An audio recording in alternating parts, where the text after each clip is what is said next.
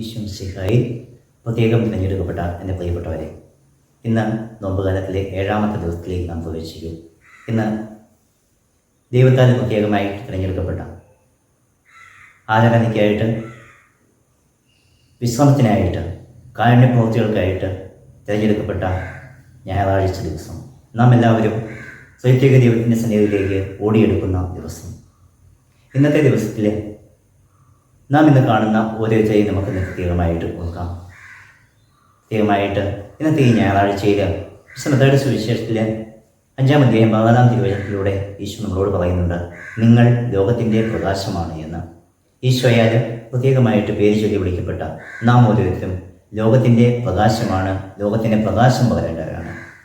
മത്തായിയുടെ സുവിശേഷം 5-ാം അധ്യായം 16-ാം തിരുവചനം ഇപ്രകാരം പറയുകയാണ്, മനുഷ്യവും നിങ്ങളുടെ സൽപ്രവൃത്തികൾ കണ്ട് സ്വർഗ്ഗസ്ഥനായ നിങ്ങളുടെ പിതാവിനെ മഹത്വപ്പെടുത്തേണ്ടതിന് നിങ്ങളുടെ വെളിച്ചം അവയുടെ മുമ്പിൽ പ്രകാശിക്കട്ടെ എന്ന്.